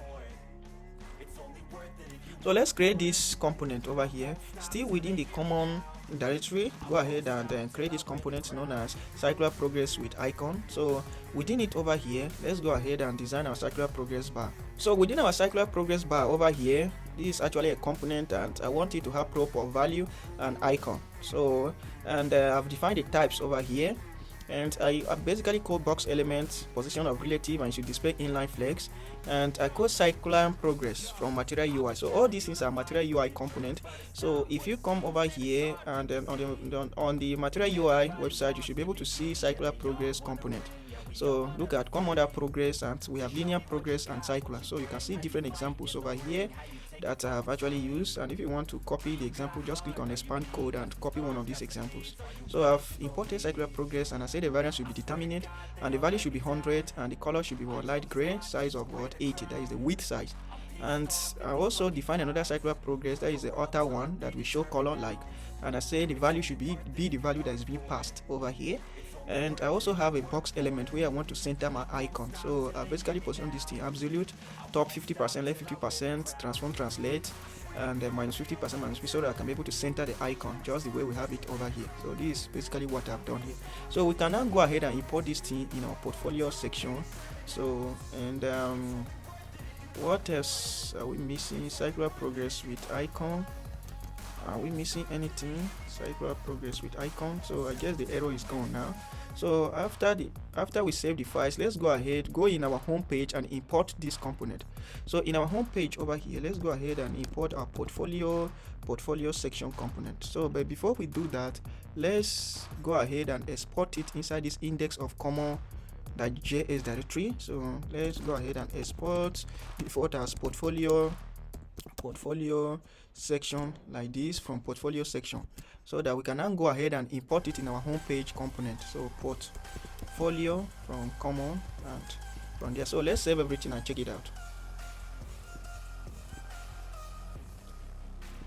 So our site is actually crashing. So it is complaining of CSS provider because we have to make this, since we are making use of provider over here, we have to turn it into a client component. So let's go to our portfolio section at the top. First of all, let's change this into a client component by passing this directive use client, and the arrow is fixed. So if we scroll down to our portfolio section, now we should be able to see our portfolio displayed over here. So we can be able to navigate from one tab to the other, or switch from one tab to the other. And the library, our React photo view, we can see it in effect over here. We can be able to preview all the images over here, as simple as this. So and over here we can see our services too are shown over here, just the way we have on the original site. So this is the original site. So the next step over here is to work on this feature section. So you can see how our feature section is. We have the heading, the typography content over here. We have the image display on the right, and a grid layout of 6 column 6 column, and a grid layout of 6 column 6 column. So let's go ahead and work on that. So let's close other sections. So still within the common directory, let's go ahead and create another section on a feature section. So feature section.tsx. So the feature section.tsx, we are going to export it just the way we have been exporting others. So for now, I don't want to actually add animation yet, so I'm going to go ahead and remove the animations. Alright, so within the features component, we have defined our services in an array of objects that contains our services. We have icon that is imported from Material UI icons. If you actually want to see Material UI icons, visit this site. So over here in your browser, just go ahead and tap MUI icons. So, and you will see this link over here. From here, you can see all the icons from Material UI. This is the one that we are using. So you can search for any name, maybe arrow. You see different arrows, and you just click on any of them, and you copy the icon over here and use it within your site. You can also change the style to maybe outline if you want to make use of outline and icon. So we have imported some of the icons from Material UI icons and defined our services that we want to show. So within our feature section, we define a box element or box component and pass it an ID of feature, so that by the time we click on the menu icons, we'll be able to navigate to feature section. We have also defined our SX style over here, CSS style, where we give margin top of 10, the background and color, but when it is on dark background, we want to actually show gray of 900. This one will be white on white. So if we view this on dark background, it still be white. We don't want it to be white, we want it to be dark on dark mode. So over here again, we have defined our box element, where we have a typography element or component. Then we pass our title. We also have our icon over here. So if you look at your original site, we have icon and typography over here. So this is exactly the same thing that we have done over here, typography element over here, and a variant of subtitle. So, and this variant has different types, so you can use any type over here, but I would prefer the one that I'm using, subtitle 1 over here. And then we want to have a grid layout that will show this side by side, and if it is on smaller device, we want to show it 100%. So that is the reason why I imported grid 2 layout from Material UI, and I pass it a container. So, and over here I pass it a child of grid 2 layout, and I specify the size that if it's on larger device, it will be 6 column, if it's on smaller device, 6 column, and then smaller and extra smaller should be what, 12. So on medium and large should be 6 columns. So I imported card image over here, and I specify the image URL. So the image is actually coming from our public directory over here. Drop the image over here, and the name of the image is feature 1, so you can see it over here. And then this grid layer, since it's a container, is housing 2 grid elements or components. We have another grid section over here that will be shown on the right side. So, and this one says we have a typography that is building brands on the web. We also have deliver content, exactly the same thing that we have over here. So we have specified all these things. So after this, again, we want to show another container, another grid element over here that we show this by the side. So we open another grid, we pass it a container, specify the spacing between the children, and specify margin to be top. You can either open XS and specify margin top, or you can specify the properties on the body of the element. Material UI allows you to do that. So and specify 2 grids as children, 1 grid over here. You can see 1 grid closes here, another one closes here, all inside the grid container. So, and then inside this grid over here, I specify my grid. I specify my grid container, and then I look through my services that I have at the top, over here, and I look through them and I display them inside the grid layout again. So you can see, so it is a kind of like a nested grid layout. So, and then everything is looking great. So I've called this circular progress with icon, the component that we created. Remember, we created this component and we use it above under portfolio. So we are still using the same, reusing the same component under what, under feature section. And then we display the title and the description of the service. From there we show our feature 2 image, so this image over here. So let's save everything. If we save everything, then come under home page, then we import this component so that it can show within our page. So feature section. But before we do that, let's first of all export this component under this, inside this our index.tss file. So over here, export default as feature section from feature section, so like that. And then when we go under our home page, just feature section, so like that. So let's save everything and check it out in the browser. So over here showing an error that is a server component. So let's go ahead and specify use client at the top. So at the top over here, let's go ahead and type use client directive. So, and everything should be good to go. So you can see it over here. So this is our portfolio section, and this is our feature section. So this is our feature section, and everything is looking great so far. The next step is to work on this theme section. So this theme section, so let's create another section known as theme section.tss. So inside the theme section, we are going to export a component. First of all, let's rename this flipping button component. So flipping. So let's go ahead and rename this. So we rename it to flipping button. It's not triple T but double T. So inside our theme section, we are defining the theme. So the user inside an array as an array of objects, and we have created a theme card. So this theme card, now we actually want a situation where when a user hovers over the card, we will be able to show something like this, show the name of the team member and the position. So just the way we have these animations over here. So in order to do that, we are position our card relative, overflow, hidden, border radius 2, so that you have curved edges. And we say on hover overlay, we specify overlay code overlay class over here, opacity of 1, and on hover text overlay at the bottom should be what, 0.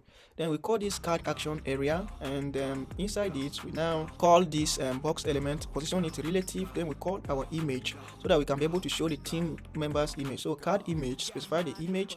Then since it's going to be this card thing is going to take a prop of a team item, we call item.image to show the URL of the image, the name as the alternate text, and then we say transition should be 0.5 seconds when we open SS. So over here on the box overlay, we want to show that light blue overlay like that. So we have actually position it what absolute, top 0, left 0, width 0, so that it can be able to position cover the whole card. So when we hover, and then on the card content, which is the one with the animation, so when we hover over it, you can see the name and the position is shown at the bottom. So over here we have called the class or text overlay, the class that we defined over here at the top, and we position it absolute at the bottom minus 100, and left 0, width 100%, bg color should be that, and the color should be white like that. Then we specify our item and typography, that is the name and the position. So basically all this thing is doing is that when we hover, you can see we call this class, or we pass this class or text overlay on the card content component. So when we hover over it, it is going to remove the button, but when it is at rest, when we don't hover over it, we want to hide the content on the card element. That's the reason why we specify button of minus 100. So basically it is hidden from the device, and until when we hover over it, we now make the button to be what, 0%. We now make the button to be 0. So that is the card item. Then we now specify this hero over here, the hero section. Like over here, we want to show this fixed background layout and then have this content on it and an overlay. So that is basically what this hero section is doing. We make it 100%, display it flex. We want to center the items, allow item center, justify content center, position it relative, and then specify our background image. So our background image basically is, we have already dropped it inside the pass. Our background size to cover, background position center, background attachment fixed. So specify the color, text align center, and that. Then we want to have an overlay over it, so we position it absolute and we make it position it top 0 so that it can be able to cover the whole of that background image. Then we want to show our content, this content over here. So this content, we now call this open a box element, position it relative, display flex direction column, so that they will display after each other, and then align item center, position it in the center. So and then we have our face typography element, and we specify the line spacing, the line height, and we say if it is on a smaller device, we want to reduce the font size. So and then the variant of this typography should be H1, and the font weight should be bold. So and then the element, the content over here, so this enjoy unique experience. We also have another typography element over here, and then we have two buttons so inside the stack. So you can see them over here. So these are the two buttons over here. So this is basically all about these heroes. So after we have done this theme section, we now, after defining the hero section and the theme card, we now decided to come inside this theme section, open a box element with an ID of theme, and then give it a padding top and padding bottom, that is py of word 4, padding top, padding bottom, and open a typography element underneath our theme, this text that is displayed over here, this one, and we open another typography element, specify the properties and the content over here, and then we display our grid of theme items. So we look through the theme data. The theme data is at the top over here. Look at the theme data over here, and we display the theme. So we want them on larger device to, if you take a look at it over here, on larger device we want it to be 3 columns, and likewise on medium device. Then on smaller device we take full width of the screen, so just the way we have it over here. So now let's save everything and export this component. From there we go ahead and show our hero component below it. So hero component below it. So let's go ahead and export this component and use it in our home page. So export default as what? Team section from team section. So let's go ahead, go to our home page, and below this features section let's go ahead and import it over here. So like that. So let's save everything and check it out. So you can see it is showing error because we have made use of some element and we have not defined if it is a client component. So let's go ahead and check it out. Everything is fixed now. So and if we click to theme, you can be able to see, and when we hover over it, we see it have that animated and transition effect over here, and over here we have our background. So if you want your background to be fixed, and when you are scrolling the page, it will seem as if the background is fixed, you make use of this property known as what? Background attachment. So if we go to hero section over here, this background attachment fixed is the one having this kind of parallax effect that you see over here. The background is somehow fixed and the content is scrolling across. So far our site is looking great. So the next step over here is the contact us section. Let's create another component known as contact section. So let's call it contact section .tss. So basically on the contact section, you can see it over here. We have the title, the description, and the form over here. So here we open a box element, we pass it an ID of contact, so that when we click on the nav item, we'll be able to scroll to this contact page, to this contact section. Then we open a typography, specify the content over here, and we search on SS prop. And when it is on smaller device, we want to reduce the size to 2.25. So, and we also specify the description here by opening a typography element, and then inside here we open a box element, give it margin of auto so that you can be able to max width of 600, margin of 0 auto so that you can position it in the center. We open another box element and give it a component, specify the component to be form. So, and then we make use of form control. So if you go to Material UI website, you will be able to copy all these examples. Let's check it out. If you come over here and you go to text field, so let's search for text field.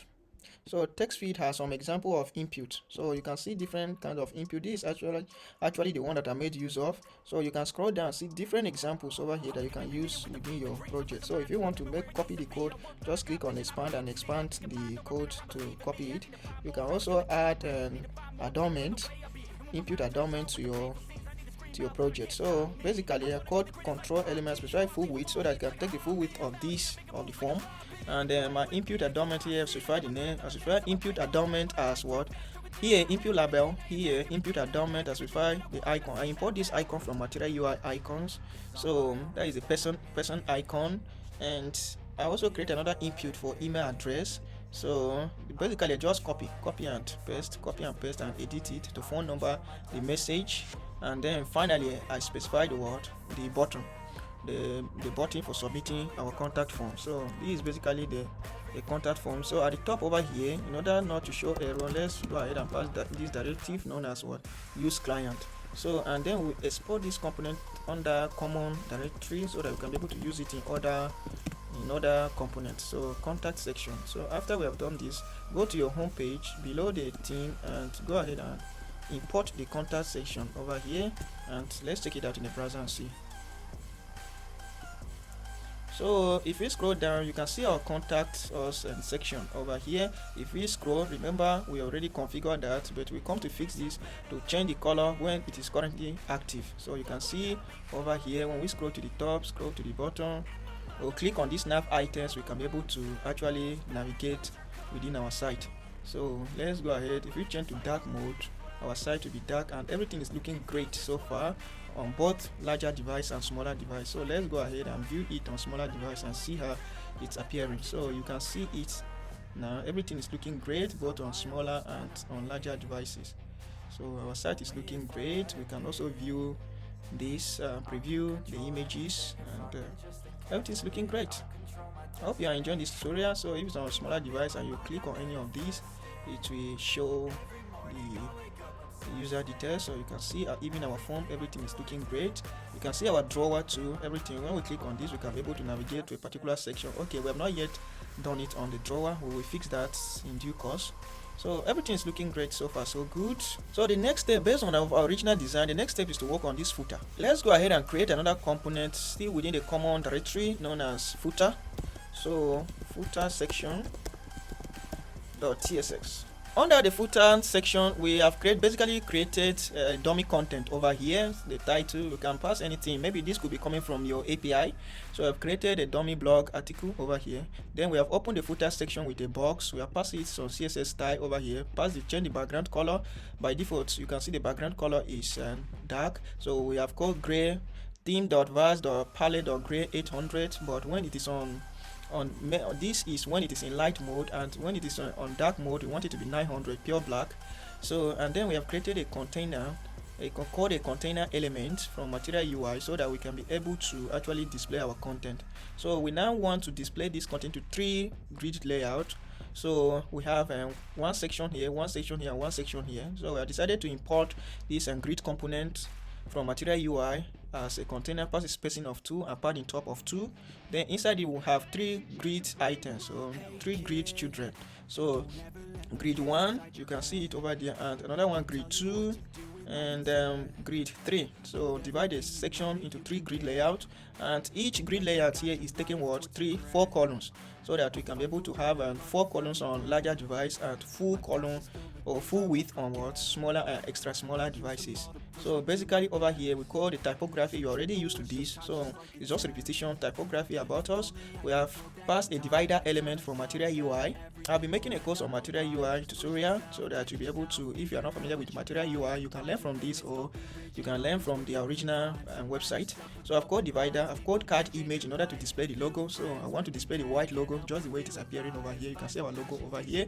I've called this space, pass it the height, and then I've also passed this content description that we have over here, and another one inside the typography, another content over here. This can be anything. Then the second grid child, it has this article title over here. Then we look through the articles and show them within this within the grid, this second grid layout or grid child. Then after we display our article content, then from there we now display our contact us title and our address, and then we also display a small form over here. We have created a small form text field, remember, from Material UI, for actually submitting our email subscription. So if you want to subscribe for newsletter, you can be able to submit it over here. And then at the top section where we want to display our copyright, we have decided to actually call this box element, and also pass the background color. Remember, the background here will be 900 on white, that is gray of 900, but I want it on dark mode to be background of default. So all these things already defined in Material UI, you just need to know them and call them in the right places. So then inside it we call the container. So within this we call the container, so that I can give it margin, equal margin on the padding on the right and on the left. So then I call a stack because I want this to be on the same line. You can see this and this is on the same line, but then within the stack I added spacing of 2. So I want my stack element to display raw on large and medium devices, then on smaller and on extra smaller devices it should display in column. So we are going to see that. Then I have my copyright sign over here. I use JavaScript to access the current year to display, and then the name of my website over here, and all that reserved. Then I pass on links over here like privacy, terms of service, contact us over here in this section. So this is basically what this footer section is doing. So let's go ahead and add this directive at the top of use client, and then we export this component so that we can use it in our homepage component. So let's go down here, let's export default as this from footer. Then we can now go to our homepage component and call the footer. So but we don't want the footer to be inside the container, so we call it outside the container like this, so that we cover the full page. So let's save it and check it out and see. So if we scroll down to the bottom over here, you can see our site and everything is looking great now, both in dark and in light mode. So if for instance I decide to do it in responsive mode over here, by right clicking on the web page and selecting inspect. You can disable responsive mode over here on display and then enable responsive mode over here. You can use this to change it into several devices. You can change it and see how it will display on iPhone 8. You can change it to see how it will display on Samsung Galaxy. You can change it and see how it will display on mobile devices, and everything is perfectly responsive and it's looking great. So you can see our site over here down to the footer, and you can see our footer when it's on larger screen. All this is on one line, but this is on smaller screen. Each text is on column. So, and we can be able to see our site over here, change it even if when we are in smaller on smaller devices, we can be able to toggle between light and dark mode. So, and we fix the top over here, the bar in due course.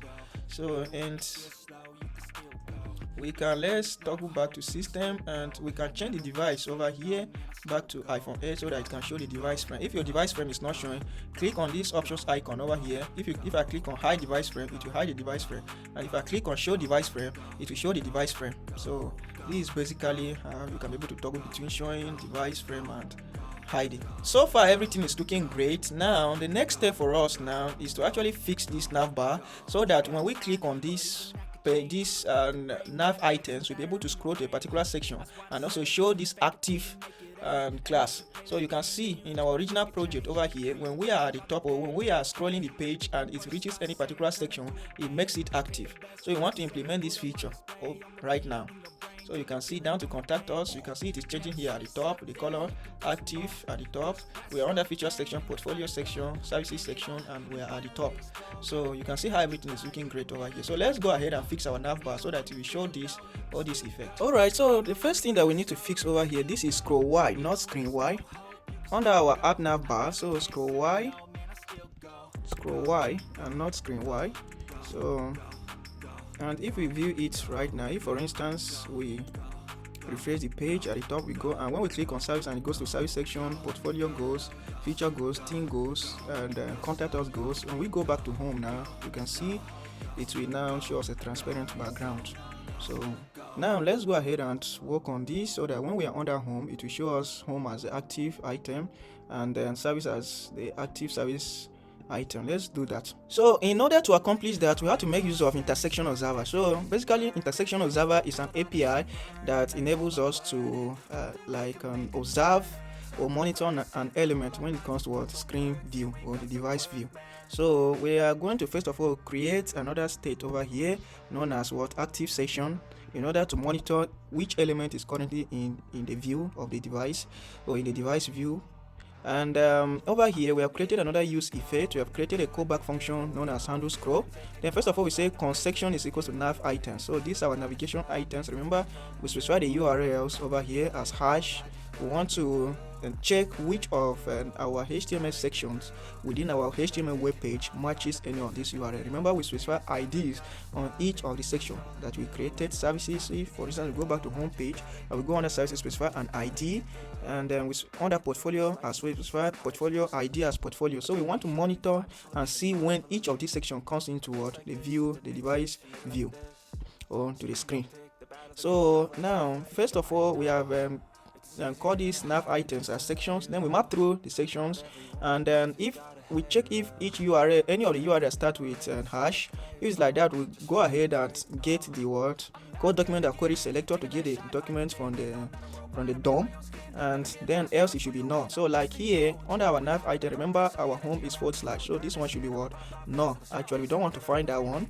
So then from there we filter the ones that are basically they are elements. So if we are able to get these sections within our web page, then we'll have an array of what sections. So then we go ahead and declare a variable here, let our active session be equal to the current active session. So by default say our current active session should be what /, which is the home. So then we call this an instance of this intersection observer, which is an API for observing element that comes into view in the DOM. So and then we call observer is equal to what new intersection observer and the entries. So we say, so for each entry over here we want to go ahead and check if any of the elements is within our screen view or our device viewport. So if the element is within our screen view, we will now go ahead and get the element ID, so which will be active what as the active ID and add hash to it. So if it is within portfolio, we get the ID of this portfolio and what add hash to it.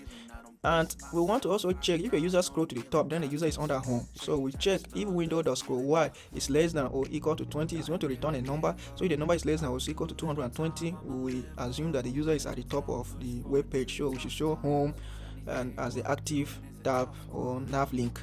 So and then from there we reassign this active ID to the element that is intersecting based on our nav list to this active section. So from there, for each section that we are able to find here using document or query selector, we go ahead and observe each element. So for each section, we go ahead and call observer instance dot what observe and pass the section element over here. Then when this component is on mounting, we call sections dot for each section, and then we on observe, so remove the observer. So then we go ahead and call this handle scroll function within our word React use effect. So this is basically what we are doing. So with this active section and state will be able to give us the currently active word section within our web page. So in order to show that within our element, we have to go to where we are actually displaying our nav items. So let's go down to where we are displaying our nav items. So you can see it over here that we are displaying our nav items, and we have our SX property over here to define our own styles. So the font weight of the nav item should be 800, the font size should be 1.2 rem, the border radius should be 0, and if item or URL is equal to the current active section, then it should have a color of warning. So color is dimmed or vast or palette or warning or light, and the border button should be 2 pixels solid word warning color. So this is basically what I am doing over here. So if it's a currently active nav item, you should display a yellow border bottom, and the item color should be yellow as well, or a warning color. So let's check it out in the browser and see. But before we do this, let's go ahead and implement the same thing on when we are in what on smaller screen. So over here on this nav bottom over here, we will go ahead and paste is the same thing. So but we remove the font size and the border and all this one, we leave only the active link implementation. So like this, let's check it out and see. So you can see it over here, and if for instance we refresh our page, you should be able to see now. When I click on this and I navigate, you should be able to see better. Color is taking the default color, so let's go ahead and change that. So here the color should be what inherit. So let's change it to what inherit, and over here too the color on the button should be what inherit. So inherit like that.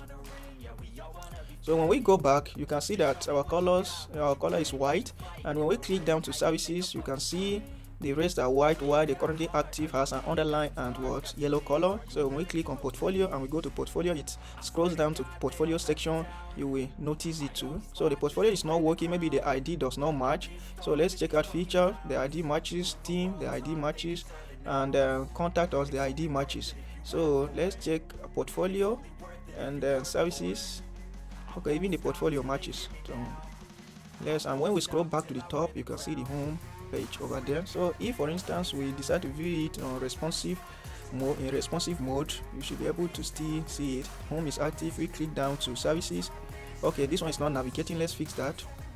So just the way we have this one over here, let's copy it up down to that one on smaller device.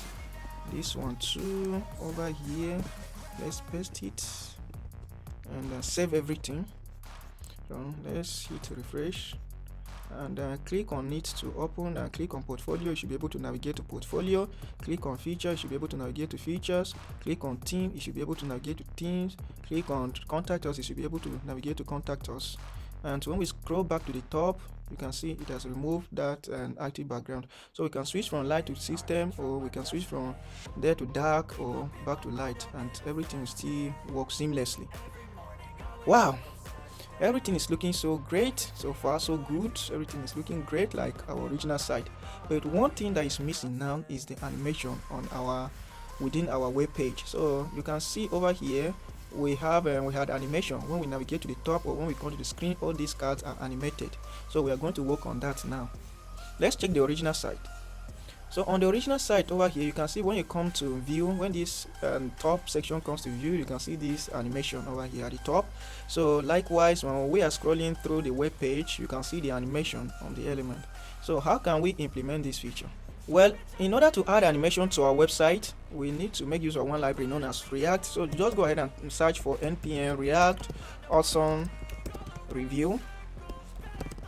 So it's actually a library. We are going to go ahead and install this library. So just copy this command and navigate back to your project, and then over here let's go ahead and paste it. And then what else do we need to do? We can now go ahead and use different kinds of animations over here. So you can see different examples over here. So back here on our site, we want to add animation to the top section over here. Alright, so back here in our VS Code, let's go ahead and close other pages, and we open the top section. We actually want to add animations to our elements over here. So the first step over here is on this particular component. So let's go ahead and import fade. Fade is actually a component from React Awesome Review. So from React Awesome Review, import fade, and over here we can close it. It's a container element. We can close it like this, and we want to add to this particular component. So we can specify the direction. So we can say, well, it should come from what, top left. So if you hold your control and press spacebar, if you're on Mac, you should see these options of the direction. So we want it to come from top left over here. So if we save everything now and preview in the browser, you will see. So if for instance now I refresh the page, you will see our animation, and if I scroll down and I scroll back, you see the animation. So let's go ahead and apply it on this element too. So we can copy this same fade and then apply it down on this element as well, and we can from top left, but then we can delay it maybe for 100 seconds, and then we can close the whole of the element just like this. And for this one over here, we can actually use another animation known as slide. So this slide should come from React Awesome Review, and we can have maybe a delay of 100, and we can have maybe duration of maybe 3000 if you want it to take long, like up to 3 seconds to display. So and then we can wrap everything like this.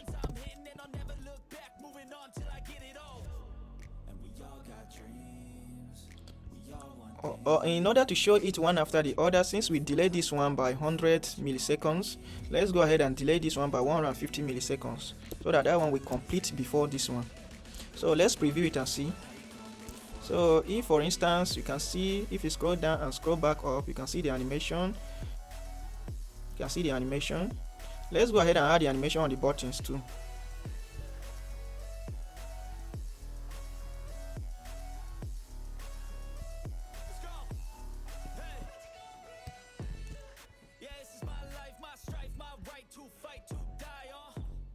So as for the buttons, we just want it to actually slide, to use slide animation, and we want it to slide from left, and then with a duration of 3000 on the left, as on the left button, and on the right button we want it to slide from the right. So just copy the same thing and apply it here. Here we change the direction to come from the right, so like that.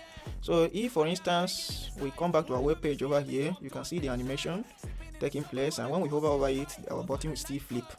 So let's go ahead and add the animation on the services section. On the services section, we want to add animation on this checkout. We actually want a zoom animation. So import zoom animation from React Awesome Review, and the direction should come from the right. The duration should be 1200, and then let's wrap the whole of this. So and then we use another animation effect over here. And this one should be slide animation from React Awesome Review, and this one, let's import it from React Awesome Review, and it should slide from the right, and it should take duration of 1500 milliseconds. That is 1.5 seconds. Then we also want to add animation on the service card. So on the service card, we want to add animation to the paper. So the paper over here, we want the paper to actually be a slide animation, and you can see it over here. We ask it to delay each card over here by 100 milliseconds, and we pass this cascade.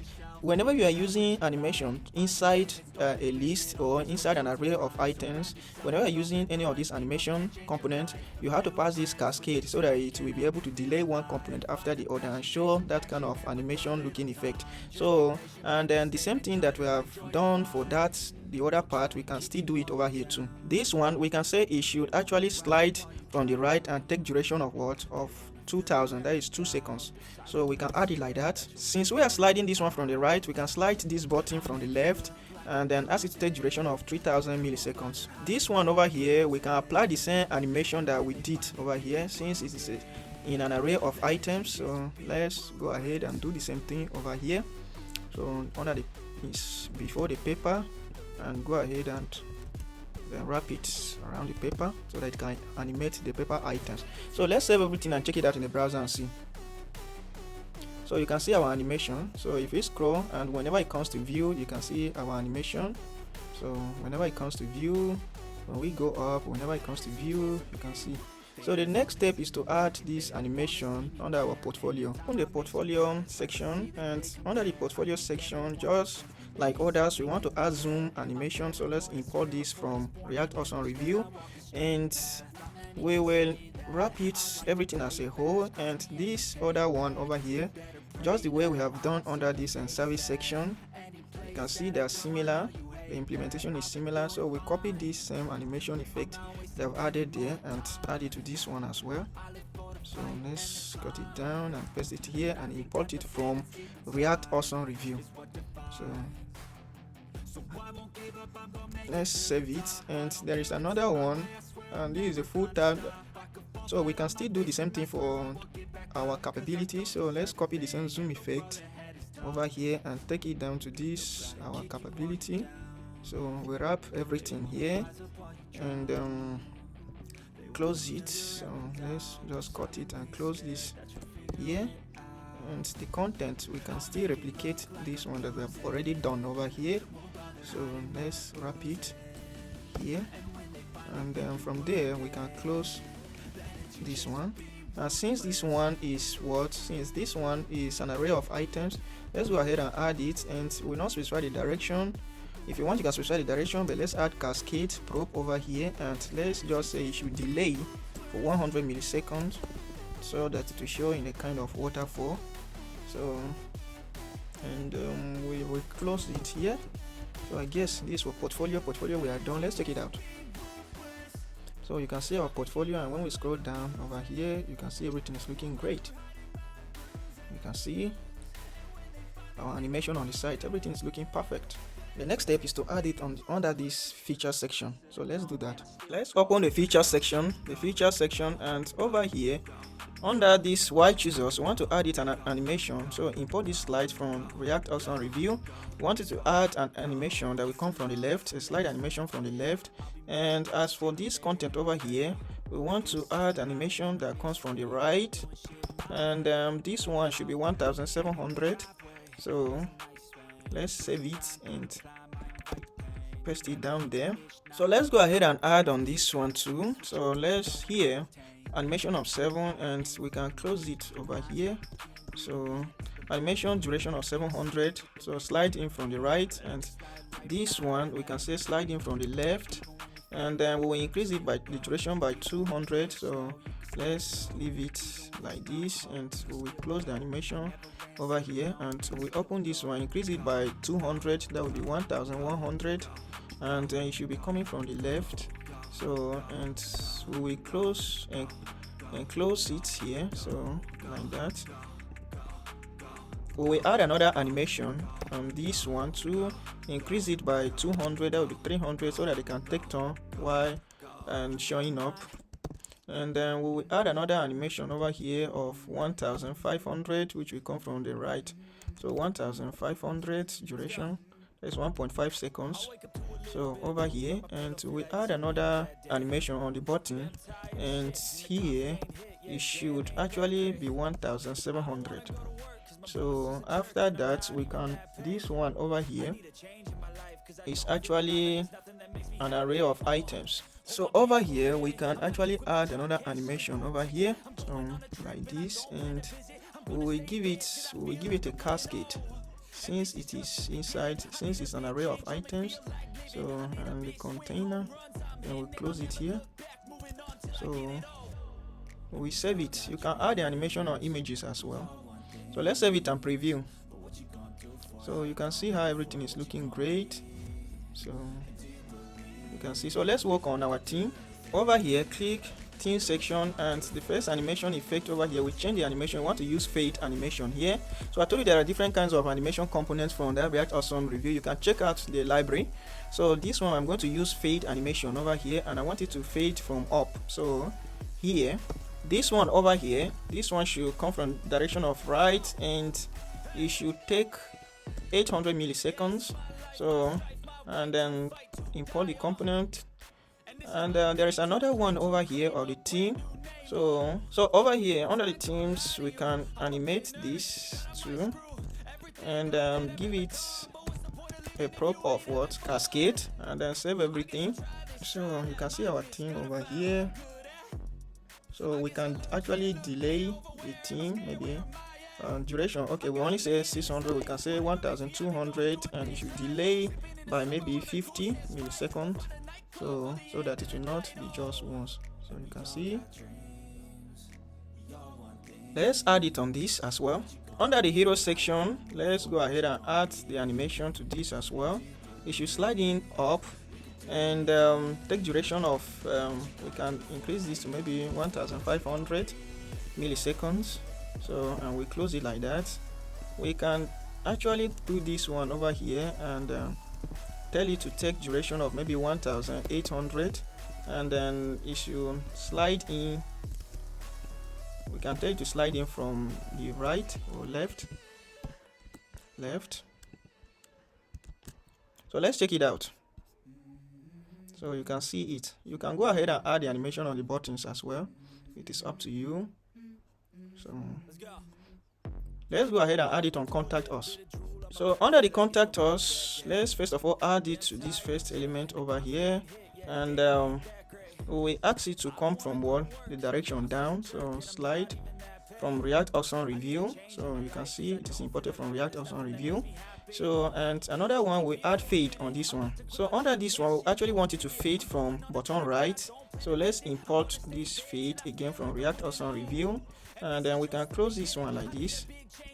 So this is basically just it. Let's test it out. So you can see, if you want, you can go ahead and add the animation on the phone. So you can see our site is looking pretty great, and everything is looking fantastic, both in dark and in light mode. So and then if you have followed along this tutorial, I hope you have learned something new today. Know what you think about this site in the comment section. Please give this video a thumbs up and turn on notification for more awesome videos like this. This is looking pretty great, even both on the responsive devices as well, both on smaller devices. Everything is looking great. So you can see as you scroll, you will notice the animation, and everything is looking fantastic and beautiful. Wow, we have done a great job today. Please comment on this video, let me know what you think about this site, and also give a thumbs up, like, comment, turn on notification, and subscribe to my YouTube channel for more awesome videos like this. Wow, this is looking beautiful. So go ahead and play around with it. For those of you that are not familiar with Material UI, we're dropping a course, a video tutorial on Material UI. Until then, see you in the next video. I gotta make it in this life. Whatever makes me happy, know I'm doing things right. Sipping in the summer on a goose.